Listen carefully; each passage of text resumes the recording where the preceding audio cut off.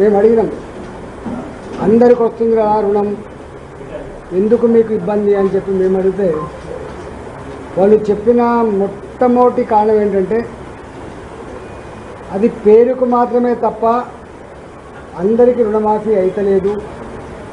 కొన్ని ఊళ్ళలో 35%, కొన్ని ఊళ్ళలో 40%, కొన్ని ఊళ్ళలో 50% అవుతుంది తప్ప 100కు 100% రుణమాఫీ అవుతుంది మాత్రం కనబడతలేదని చెప్తుంది. దీంట్లో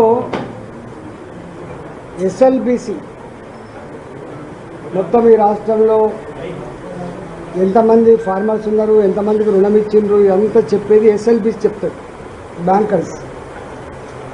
ఎస్ఎల్బిసి ప్రకారంగా 71 లక్షల మంది ఫార్మర్లు రుణం తీసుకున్నారు. అది క్రాప్ రుణం కావచ్చు, అది అసెట్ క్రియేట్ చేసే రుణం కావచ్చు, బాయిల్ అవ్వడానికి కావచ్చు, లేకపోతే భూములు సాఫ్ చేసుకోవడం కోసం కావచ్చు, పైప్ లైన్లు వేసుకోవడం కోసం కావచ్చు, ఇట్లా రకరకాల పేరిట రైతాంగం తీసుకున్నటువంటి రుణం 71 లక్షల మంది ఫార్మర్లు అని చెప్పింది.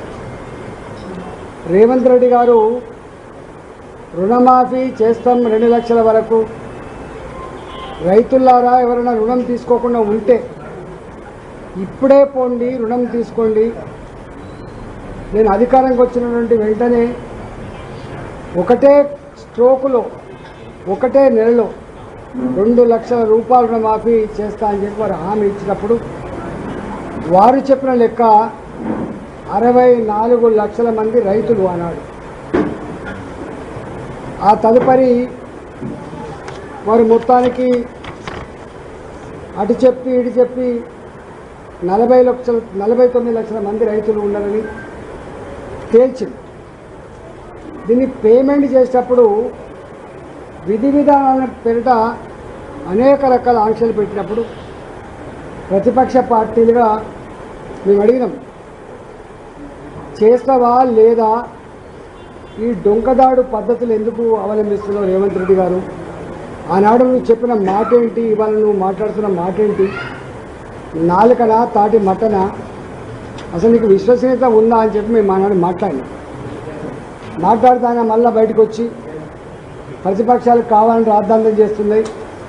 ఏ షరతులు లేవు, ఏ కండిషన్స్ లేవు, మేము మొత్తం రైతాంగానికి అంతా కూడా రుణమాఫీ చేస్తారు 2 లక్షల రూపాయల రూపాయలు. దాంట్లో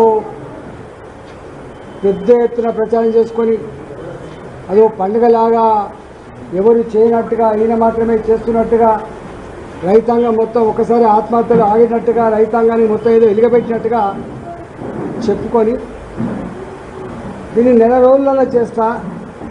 ఫస్ట్ విడతగా 1 లక్ష రూపాయల లోపు, రెండవ విడతగా 1.5 లక్షల రూపాయల లోపు, మూడవ విడతగా 2 లక్షల రూపాయల రుణమాఫీ చేస్తా అని చెప్పి రేపటి 15వ తారీఖు డేట్ అయింది. ఈ మొట్టమొదటి 1 లక్ష రూపాయల లోపు రుణమాఫీ 11,50,000 మందికి అందాలట. 11,50,000 మందికి రుణమాఫీ చేసింది. వీళ్ళు ఇచ్చింది 6,095 కోట్లు. జనరల్గా తెలంగాణలో చిన్న కమతాలు ఉంటాయి, 1 ఎకరం 2 ఎకరాలు 3 ఎకరాల ఫార్మర్లు ఎక్కువ ఉంటారు. నంబర్ ఆఫ్ ఫార్మర్స్ అంతా కూడా ఇక్కడే ఉంటారు. అంటే వీళ్ళు 6,095 కోట్ల రూపాయలు ఇచ్చింది 11,50,000 ఫార్మర్లకు ఇచ్చింది.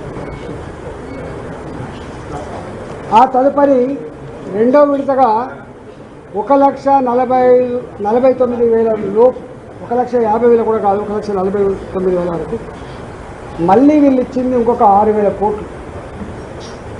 ఫార్మర్ సంఖ్య 6 లక్షలు. అంటే ఈ 6 లక్షలు ప్లస్ ఈ 11.5 లక్షలు, దాదాపు 18 లక్షలు, కొంచెం తక్కువ 18 లక్షల మందికి 1,49,000 లోపున్న రుణాలకు వీళ్ళు పే చేసిన డబ్బు 12,095 కోట్లు, 12,100 కోట్లు. అంటే వీళ్ళు చెప్పిన 49 లక్షలలో కూడా ఇప్పటి వరకు వీళ్ళు 2 విడతలుగా ఇచ్చింది 18 లక్షల లోపు మాత్రమే. అంటే ఇంకొక 31 లక్షల మంది ఫార్మర్లకు వీళ్ళు రుణమాఫీ చేయాలి. కానీ 1,50,000 నుంచి మొదలుపెట్టి 2 లక్షల వరకు నాకు తెలిసి 6 లక్షల ఫార్మర్స్కి ఉండే ఆస్కారం లేదు. పైకి పోతున్నా కూడా తగ్గుతుంది. ₹1,00,000 లోపు అయితేనేమో 11 లక్షల మంది వచ్చిండ్రు. మళ్ళీ ఆ బ్రాకెట్ల కంటే అయిన తర్వాత కేవలం 6 లక్షల మంది వచ్చిండ్రు. ఒకవేళ ఇది మళ్ళీ ₹2,00,000 వరకు అంటే ఒక 3 లక్షలు వస్తారు, 4 లక్షలు వస్తారు. మొత్తం మీద కలిస్తే అల్లికి అల్లి సున్నకు సున్నా మొత్తం వీళ్ళు ఇచ్చేటువంటి రుణమాఫీ ఒక 22 లక్షలు 23 లక్షల మందికి ఇస్తారు కావచ్చు.